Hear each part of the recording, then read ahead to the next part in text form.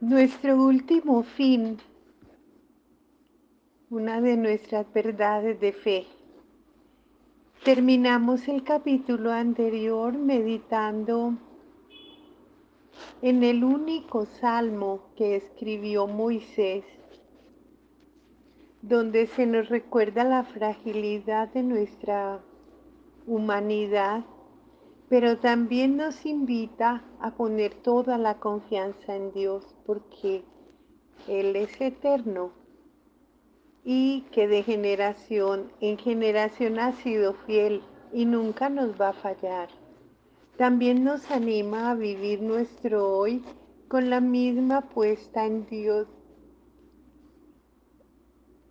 con la mirada puesta en Dios, buscando siempre que nos ayude y nos dé la gracia de hacer siempre su santa voluntad, que es el único camino que nos conviene. Moisés en el Salmo insiste en la brevedad de nuestra vida. Jesús, por otra parte, nos invita a estar siempre listos, a estar siempre preparados, porque se nos recuerda que nosotros no sabemos ni el día ni la hora. El Señor nos asegura que va a venir. Nos encuentra como siervos fieles, con actitud de servicio a los demás, llenas nuestras manos de buenas obras. Esta es la sabiduría que se pide y que todos buscamos cada día de todo corazón. Nuestro mejor anhelo es que cuando venga el Señor nos encuentre vigilantes, a la espera, con nuestras lámparas encendidas. Acompañar al que está por morir siempre santifica a Jesús esos momentos importantes de nuestra vida y con los sacramentos que son los signos más eficaces de su gracia. De manera especialísima acompaña al enfermo grave por medio de la unción de los enfermos. Por lo general se complementa con la confesión, con la comunión. Por medio de la unción de los enfermos, Jesús se le acerca al enfermo como el buen samaritano, aquel que quiere aliviar sus dolencias y atenderlo en ese caso de postración. Por medio de la unción del enfermo experimenta la compasión de Jesús, que nos dijo que venía a vendar los corazones heridos. En la Edad Media se le dio el nombre de extrema unción a este sacramento. Con este nombre se introdujo también la mentalidad de que debería reservarse solo para los que estaban en agonía, pero no fue un acierto porque algunos padres durante el Concilio de Trento protestaron contra esta mentalidad con respecto a ese sacramento. Pero no se pudo cambiar el nombre ni la mentalidad. Ya fue cuando el Concilio Vaticano II el que sugirió que se cambiara el nombre de extrema unción y se le llamara unción de los enfermos. Con este cambio de nombre se introdujo una nueva mentalidad ahora, que no es el sacramento para los moribundos, sino el sacramento para los enfermos. No obstante, hay un momento en la vida del individuo en que la unción de los enfermos se convierte para él en una extrema unción. Nuestra primera unción la recibimos en nuestro bautismo, cuando quedamos consagrados a Dios como templos del Espíritu Santo, como hijos de Dios. En la confirmación se nos vuelve a ungir para fortalecer nuestra misión como soldados de Cristo.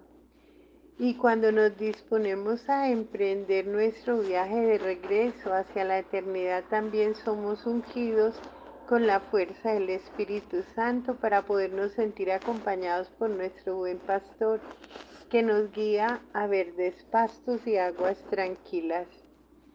Muchos le atribuyen un sentido mágico a este sacramento. Según ellos, basta que el enfermo reciba la unción, aunque sea en estado de coma, y ya todo queda arreglado. Eso no es así. La fe es muy indispensable para que el sacramento pueda comunicar la gracia.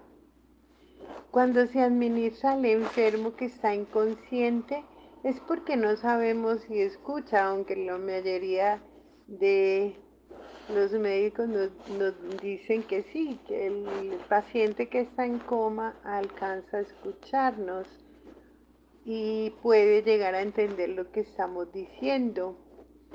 Y porque creemos en la oración de intercesión en favor del que se encuentra en esta situación, que para nosotros es muy desconocida. Vamos a reflexionar sobre, bueno, antes de reflexionar expresamente sobre la unción del que está por morir, es preciso que meditemos sobre la situación en que se encuentra el enfermo. La enfermedad provoca por lo general una crisis en el enfermo. Es un tiempo de tentación en que el espíritu mal aprovecha para sembrar cizaña, duda, miedo, temor. Le siembra la desesperanza. El enfermo se enfrenta primero con el dolor, la debilidad, luego con sus consecuencias, a veces escasez de dinero, falta de médicos, falta de atención, falta de medicinas, imposibilidad para trabajar, para movilizarse. El enfermo se da cuenta de que los demás no lo pueden atender como él quisiera, se olvidan de él. El enfermo entonces comienza a sentirse como una carga pesada para toda su familia, se empieza a sentir solo, piensa que los demás lo marginan, hasta llega a pensar que Dios también lo ha abandonado. Miremos el caso de Job, es un muy típico al respecto. Al principio Job, ante todas sus calamidades, decía, Dios me lo dio, Dios me lo quitó. Todo muy ejemplar, pero conforme fueron pasando las interminables desgracias de Job, él comenzó a cuestionar la acción de Dios. Y Job se consideraba bueno. ¿Por qué entonces Dios lo castigaba de esa manera? En su razonamiento negativo, Job pensaba que si le fuera posible llevar a Dios a un juzgado, con seguridad le ganaría el pleito, pues él era bueno. No había motivo justificado para que Dios lo tuviera en esa calamitosa situación. En su crisis espiritual, a Job le falló todo el mundo, le falló su familia, le falló su comunidad y su esposa, que lo exasperaba por todo lo que le sucedía y le decía, maldice a Dios y muérete. Sus amigos tenían complejo de teólogos y lo hundieron más en la depresión, porque se empecinaron en que si a Job le estaba pasando todas estas situaciones tan espantosas, debía de ser porque algo tenía escondido, algún pecado bien grande y bien grave. Más tarde, cuando Dios interviene, les dice a estos falsos amigos del falsos teólogos, ustedes hablaron mal de mí. Es decir, ese Dios que ustedes presentan no soy yo.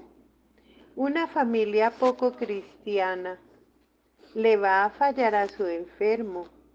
Personas con criterios antievangélicos con respecto a la enfermedad no son las personas apropiadas para acompañar al enfermo en un trance crítico de su vida. Un enfermo con conceptos no muy cimentados en la Biblia tiene una fe de momentos, puede hundirse más él mismo. Alguien, por ejemplo, puede llegar a decir esta enfermedad que Dios me envió. Esto va contra la revelación del mismo Dios en la Biblia. Dios es un papá muy bueno, un padre bueno que no les envía enfermedades a sus hijos. Los que creen que Dios se está vengando de ellos o los está castigando, manifiestan un concepto de Dios demasiado pasajero. Tal vez un Dios futbolista que devuelve las patadas que le dan. Este concepto de Dios no le ayuda para nada al enfermo, para la situación que atraviesa de crisis, porque antes, porque siempre habrá un momento de desespero.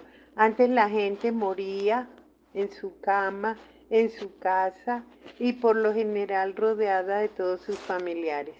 Ahora, debido al sistema de vida de nuestra sociedad, muchos viven y mueren solos, o en un hospital, o en un asilo de ancianos.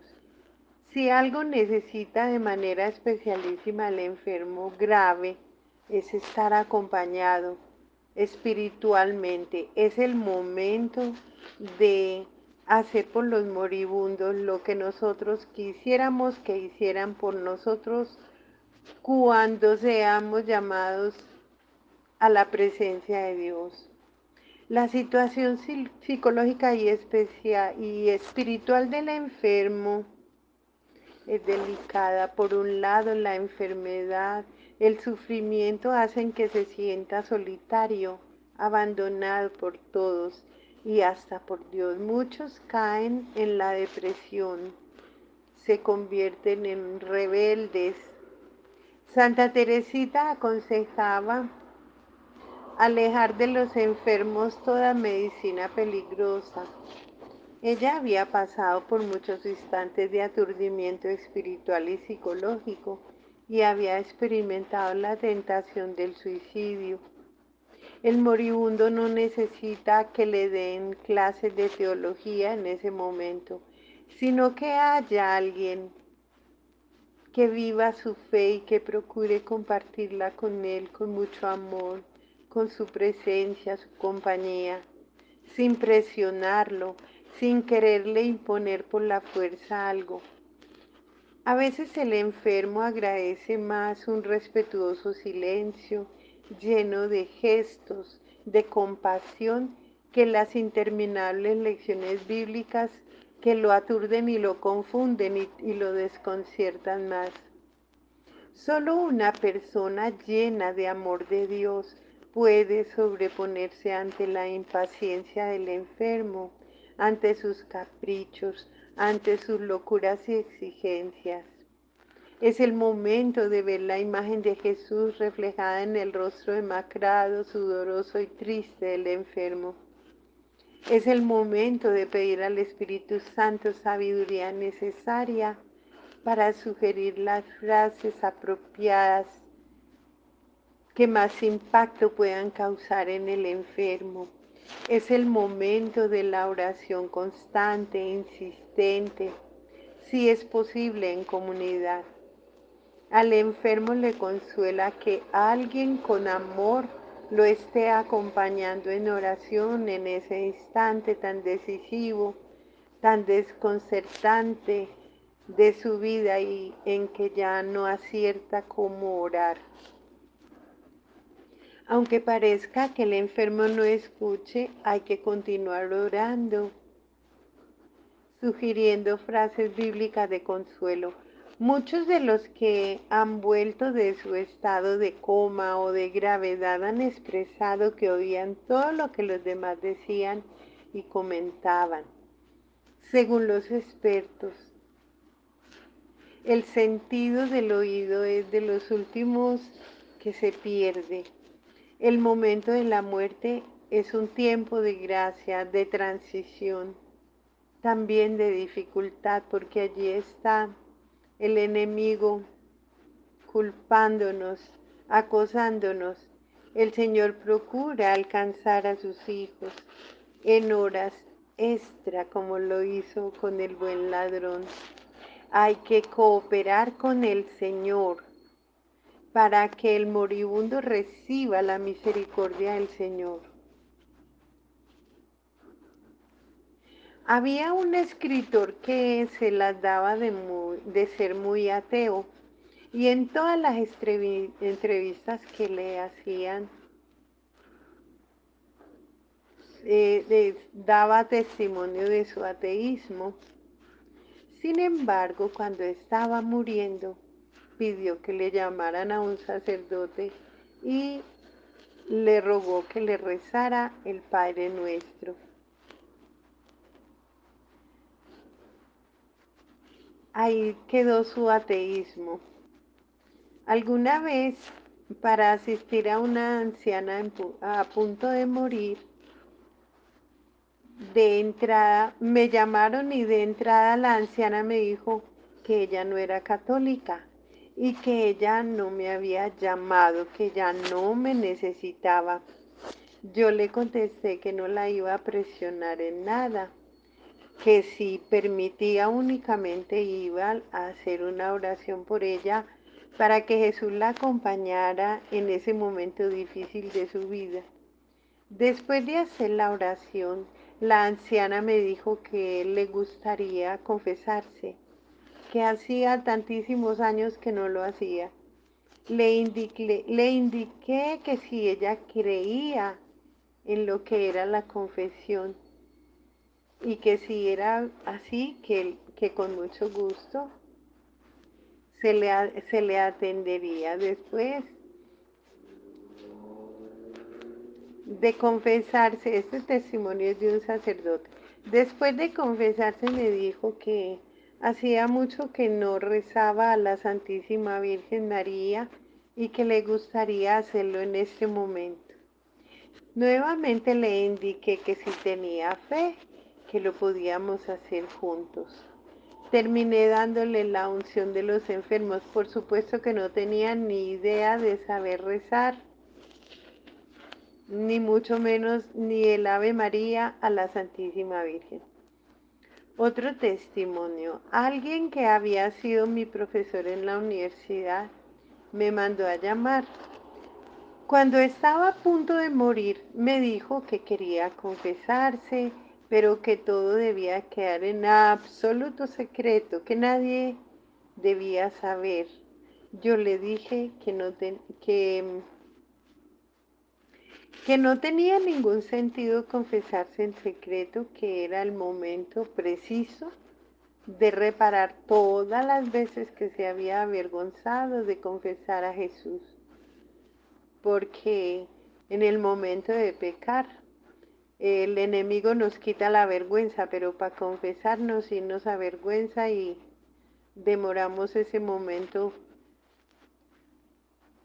por tiempos y tiempos y debemos confesarnos con mucha regularidad, sobre todo cuando tenemos un pecado grave que llamamos mortal. Hay que buscar inmediatamente el sacerdote porque no sabemos el día ni la hora. Bueno, era el momento de humillarse y reconocer su error ante Jesús. Así lo hizo. Es impresionante cómo hasta en los últimos momentos nuestro orgullo quiere jugarnos malas partidas. Pero más impresionante es comprobar cómo no nos alcanza la misericordia de Dios en los últimos instantes. Si estamos, si seguimos siendo orgullosos, será muy difícil, pero Dios en su misericordia nos espera hasta el último momento de nuestra existencia. Encontrarle sentido a la enfermedad.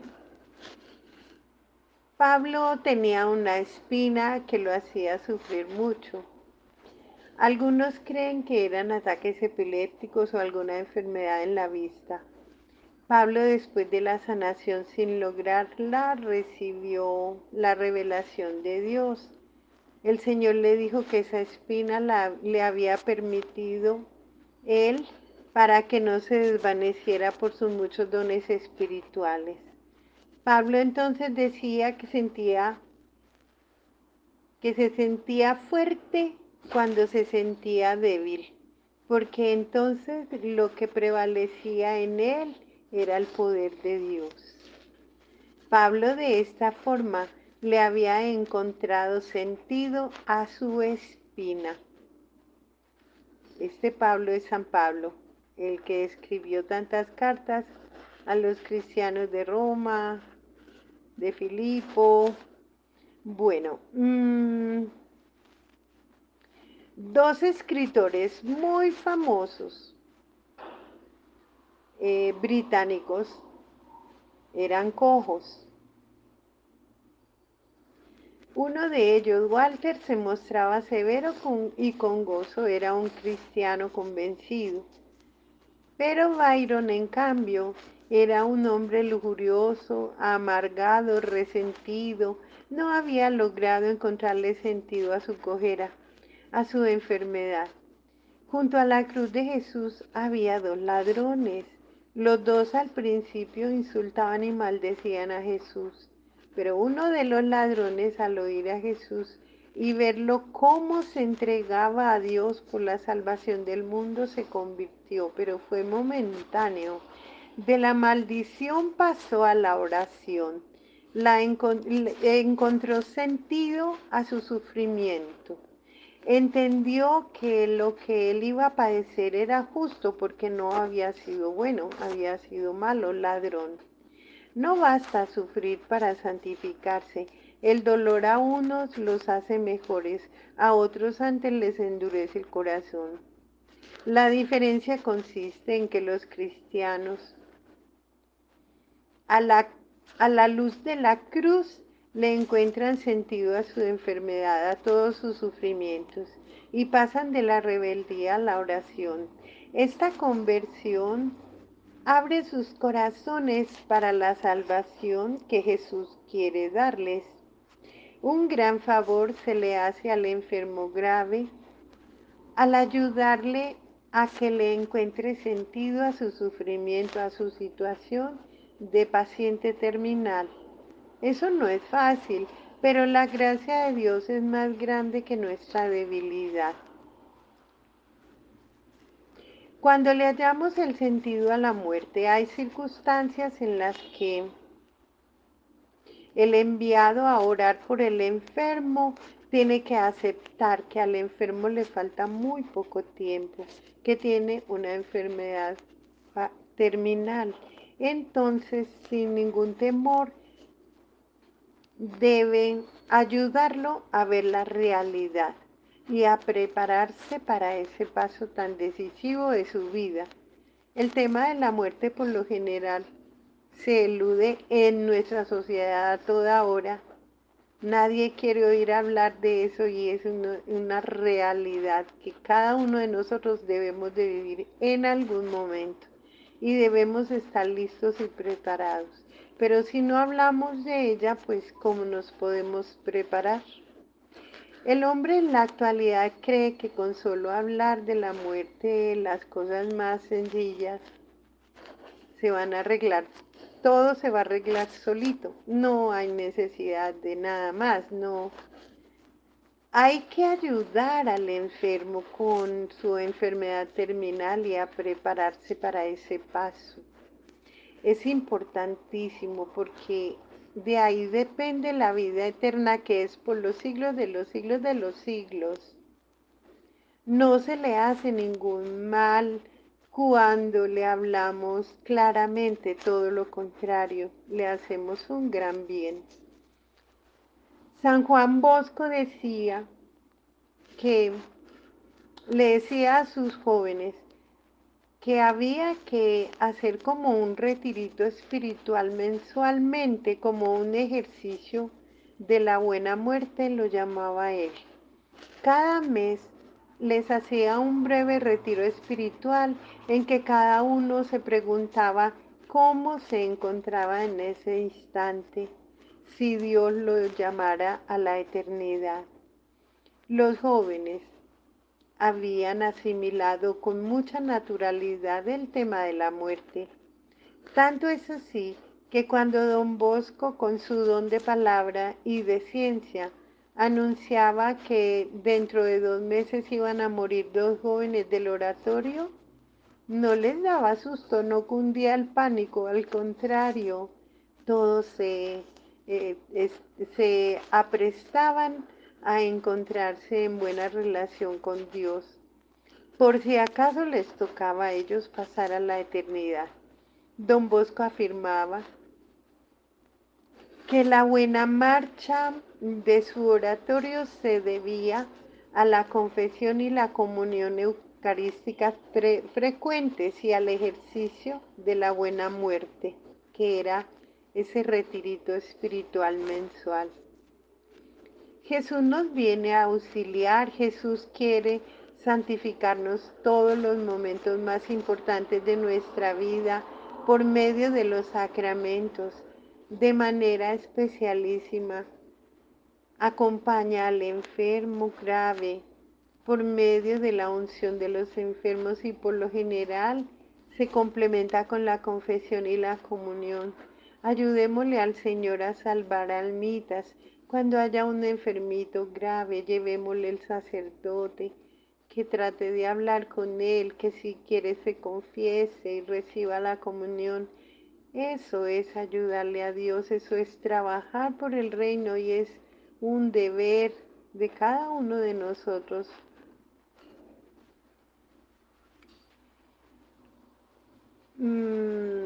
Cuando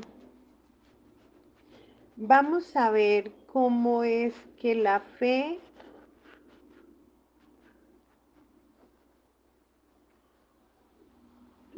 nos llena de valor y podemos entender lo que Jesús dice: he venido para vendar los corazones heridos.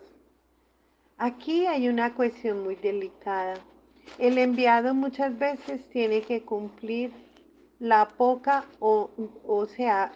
hablarle al enfermo, y si el enfermo no tiene fe o tiene muy poca fe, él tiene que suplirla, digamos, en el caso del paralítico que le llevaron a Jesús en la camilla,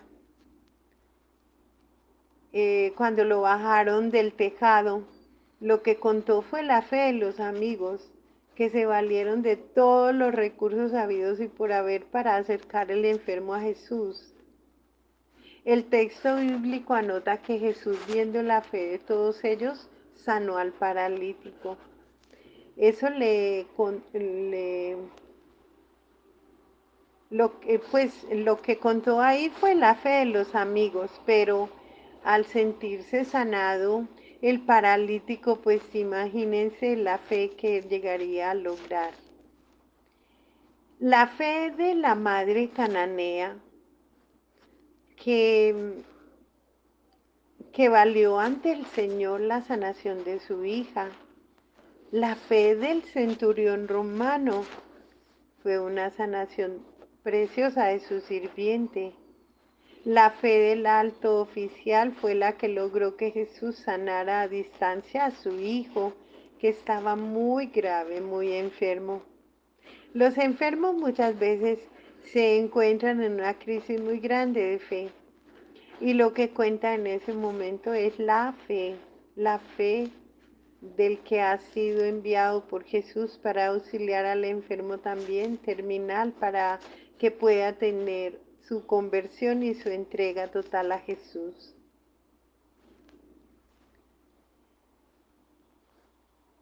Para todos nosotros,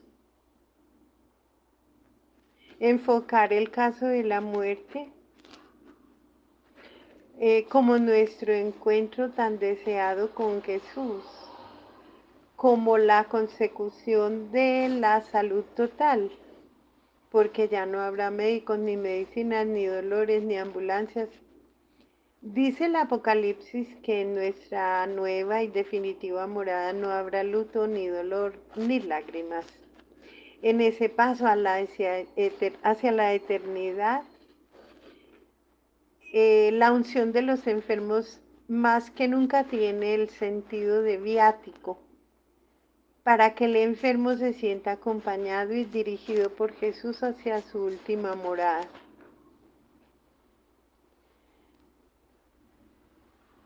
Hay un sacramento, es un signo eficaz de gracia. Lo importante es que no se quede solo en que sea un signo, sino en que la gracia pueda llegar al que recibe el sacramento. Hay un momento, eh, siempre todos los sacramentos vienen acompañados de agua. Los ritos de los sacramentos se comienzan con una aspersión con agua bendita, que es un sacramental maravilloso que nos recuerda el bautismo que tuvimos y que así hemos sido hundidos en Cristo, limpiados con su preciosísima sangre, constituidos templos del Espíritu Santo y hechos hijos de Dios. El pensamiento de nuestro bautismo, que nos ha limpiado y convertido en hijos de Dios, es sumamente consolador, es importante para nuestra vida. Nos recuerda que estamos en manos de Dios Padre, que nos envió al mundo con un proyecto de amor y quiere que ese proyecto se cumpla a la letra en nosotros. Dios desea lo mejor para nosotros, a pesar de que las circunstancias de la enfermedad, del dolor y tal vez el pensamiento llegue a llevarnos a lo contrario. En su bautismo Jesús escuchó la voz del Padre que le decía: este es mi Hijo muy amado. En nuestro bautismo no resonó la misma voz, pero somos hijos muy amados de Dios.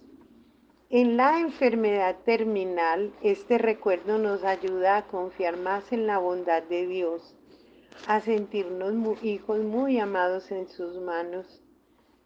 Él es bondadoso, quiere lo mejor para nosotros. El agua bendita con que se puede rociar la habitación del enfermo también es un símbolo de poder de Jesús contra las presencias malignas.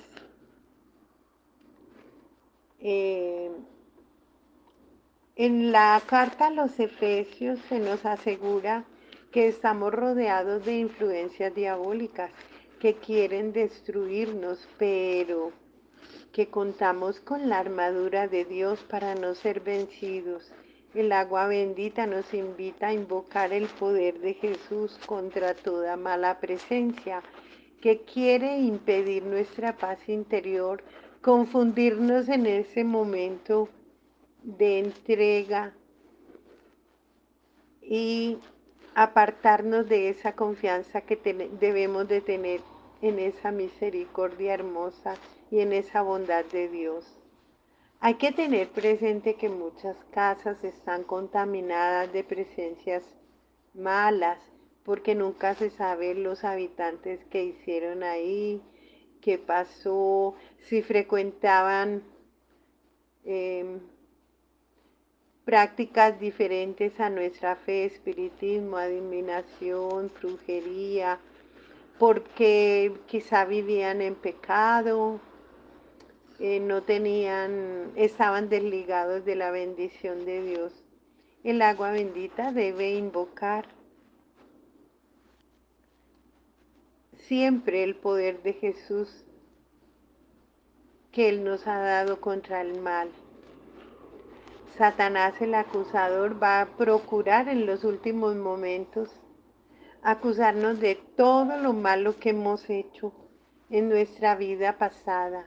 Él va a hacer desfilar nuestros pecados delante de nosotros.